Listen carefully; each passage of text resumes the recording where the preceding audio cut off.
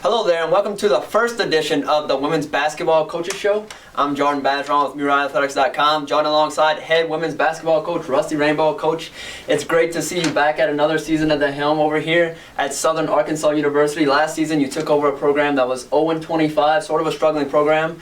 They were picked last in the GAC, not surprisingly, and you rejuvenated them. You brought them to 7th, and you brought them to their first postseason appearance since 2006, or 2007, I'm sorry.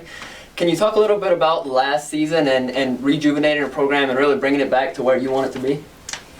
Yeah, well, it's definitely nice to be in year 2. I kept telling our team last year, just going off of my previous experiences in my first head coaching job at Concordia, it's kind of the same way. Taking over a program that had been a little bit down, and just year 1 is always going to be a struggle. It's you're bringing in and establishing new culture, new players, and new coaches.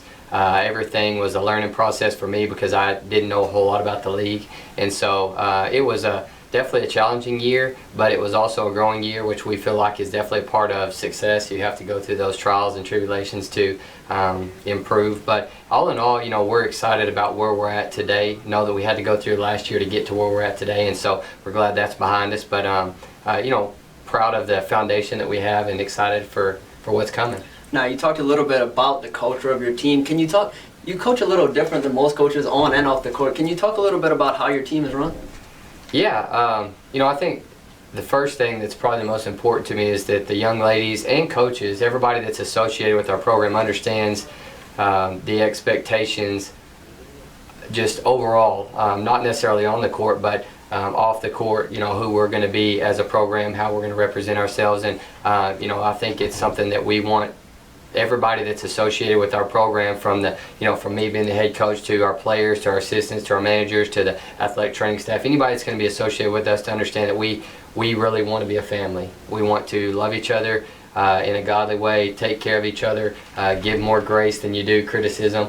We also want to hold each other accountable, which I think is very important in a family. And we tell our players and recruits that you're not born into a family and get to graduate from it. Once you enter into a family, you're there forever. You're supposed to be. And so that's kind of our thought process, is to truly be committed and show that commitment through the tough times. But respect is very important to us, the way we talk to each other and approach each other, and respond to each other, and just representing SAU is very important to me. And I want our young ladies to sit in the classroom and be attentive, and sit in a restaurant in the community and be respectful, and just understand it is such a blessing to be here at SAU right here and now. So on the court, we take a lot of pride in what we call FTD, fast, tough, and disciplined. We want our girls to be tough, play fast, and show a definite amount of discipline in everything we do.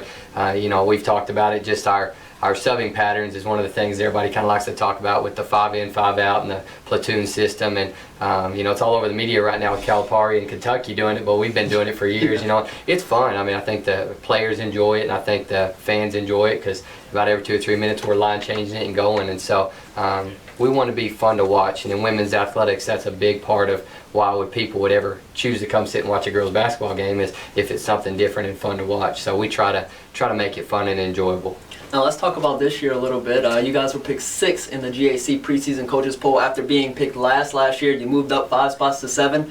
What do you think about moving up 5 spots again this year, and maybe eventually being crowned GAC champions? Well, it's a lofty goal. We're and everybody says it. The preseason polls, they really have no bearing on anything. It's just kind of a starting point. Honestly, I think it's probably more motivation for anybody that's not ranked 1, and for whoever ranked 1, it can be a little bit of a hindrance, because it puts a little pressure on you. But we would definitely rather be the hunted than the hunter. We'd like to be at the top, and people know that, and that's where we want to be. But the preseason polls don't mean a whole lot in terms of moving forward. But I don't know how accurate it is. I think it's to be determined. So we're excited, and just again, we want it to be a championship level program, but don't know if you can do it in year 2. That's the hope, but you got to play it out and see. Sure.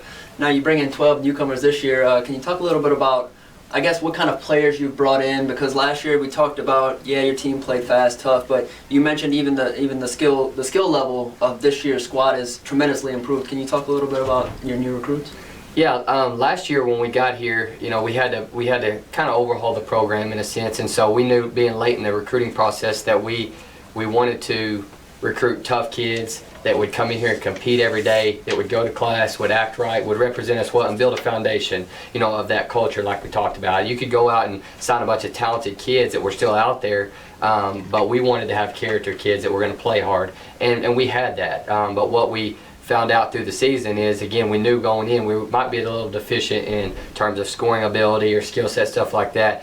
But that was our thought process going into this year's recruiting, was add good character kids, but they had to be able to bring a talent level, raise our talent level. And so we were so blessed, the kids that we've got coming in, they're very good young ladies. We don't have a bad kid, a bad heart on our team, but they do help address the scoring needs and the athleticism needs and the depth need. By the end of the season last year, we had a lot of injuries. We were down to about 8 healthy players, and so this year we're going to have a big roster and be able to run and gun and hopefully be able to handle some adversity in terms of injuries or anything else that comes our way. But we brought in players from the junior college and Division I ranks, had a very good Division II transfer that come in, and it signed 4 high school kids that are going to help be a part of the foundation for the future. So we brought in a little bit of everything, but we're excited about it. But our returners, we've got 9 seniors, and our returners are going to be they're going to be what leads us. The 9 seniors is going to be what determines our season. So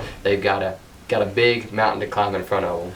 Now, you talked about increasing your skill level on your team this year, and you actually went to North Texas this past week for the first exhibition game, your first test of the season, so to say, and maybe you shocked a little bit. You shocked the fans and the athletes of North Texas, because maybe they thought, oh, it's just a Division II team coming in, They may have had that mindset, and you guys actually took them into overtime. I heard you were maybe 1 rebound, 1 foul away from maybe pulling out the upset in Denton over there, and you've talked about subbing 5 in, 5 out. You had 10 players with at least 5 points, so I guess a lot this season it'll be a lot about the score will be distributed amongst your players, whoever's on the court at that time. But Shantae Nevitt, she nearly had a double-double, 10 points, 9 rebounds. Must be good to see that out of her. And reigning GAC Newcomer of the Year, Chanel Miller. She had 26 minutes. That's the most minutes that were played by any player on your team. So, like you said, distributing points, distributing minutes, really, I guess, will be the telltale sign for your team this season. Can you tell us a little bit about the way the game went? Yeah. You hit the nail on the head in terms of we want to be balanced. Last year, Chanel had to take probably about 40% of our shots a game, which is not a good thing. We knew that she needed to shoot the ball because she was definitely head and shoulders our best scoring option. But this year, you look at it the other day, we scored 74 points, I believe, and we had 1 young lady that scored in double figures.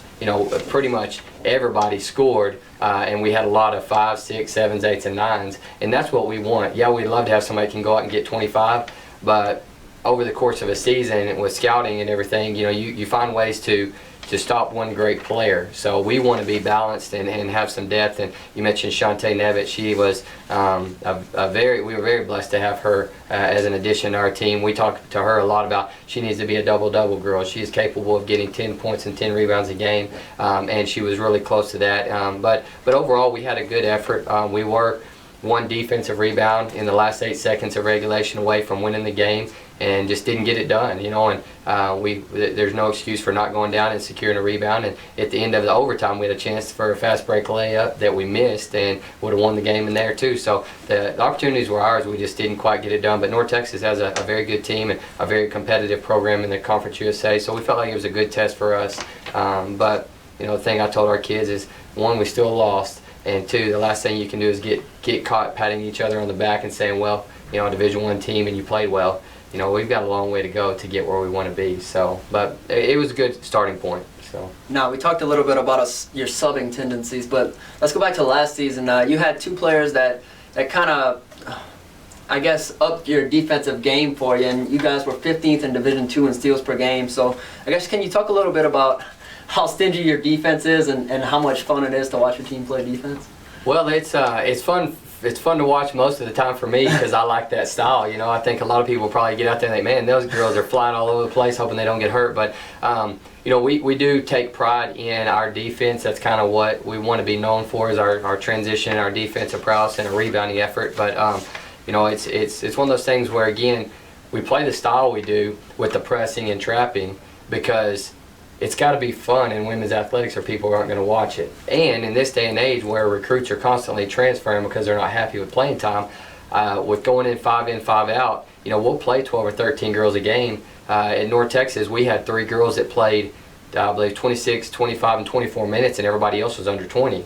You know, North Texas started 4 of their starters played over 30 minutes. So we want to be in a situation where if you're sitting on that bench, I can turn down there and point at you and you can get in the game. It's not going to be we're going to play 7 girls and the other 5 or 6 on the bench aren't ever going to get to play. I think it helps with culture. I think it helps with morale. And again, we want kids to come and have a great 4-year experience. It's just so hard to do that if you don't get to get in the game. You know, you work your tail off all week and you don't get to get in the game, and that's discouraging. But you know, our girls enjoy it, and they bought into the 5 in, 5 out, and they bought into how hard they have to play every moment. And the good thing is, with the amount of depth we have, if you don't play hard, you can come sit on the bench and somebody else will play. So we enjoy it, and I think the fans enjoy it, you know, and I know there's some buzz about people talking about coming and watching the girls and how the style of play, so we're excited about it.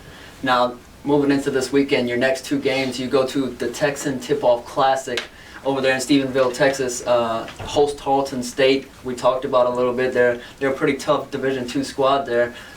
You face Tarleton State on Friday, and then you go into Saturday to face Angelo State. Mm-hmm. So can you tell us a little bit about both of those teams that you're facing this weekend? Yeah, I must have a death wish because our non-conference schedule is brutal. Everybody will say that, but you know, you look at some of the teams in our league and they don't play very good competition, to be honest with you. Well, we've scheduled Tarleton State, which went to the 2nd round of the NCAA tournament last year. We have Angelo State, who had a fantastic recruiting class, and I mean, they have a very good team there. We have Texas A&M Commerce, who has a new coach and a great staff, and they're going to be a very good team. And we have Emporia State coming in, who will be one of probably the top 3 or 4 team in the country in Division II. And so there's no off nights, you know. And then on top of that, we have 3 Division I exhibition games. So you know, we're trying to test ourselves. We say we want to be a championship level program, and so the only way we can do that is to find out against good competition, you know. And not that we're good enough to go out and beat anybody bad right now, I don't know that, but we definitely want to schedule teams that give us an opportunity to create some recognition on a national level. And our kids know, you know, you come here, we want to win at the highest level, so we're going to schedule that. But Tarleton is a very good team. They are as well coached as anybody in the country. Traditionally, they pass the ball and shoot the ball so well. You know, they're not going to be the most athletic kids out there, but they just are great basketball players. And they were 14-1 at home last year. And so going in there trying to win first game of the season against them is going to be extremely difficult. And then Angelo State, again, just well coached, talented players, very talented players. A lot of transfers that came in that are going to be very good. And so we're going to find out right away what we're made of. All right, Lady Mute Rider fans, you heard it here first from head coach Rusty Rainbolt. The Lady Mute Riders head to Stephenville, Texas. They face host Tarleton State Friday at 5 p.m. before facing Angelo State Saturday at noon. Thanks for tuning in, and thanks for joining us, Coach. Thank you.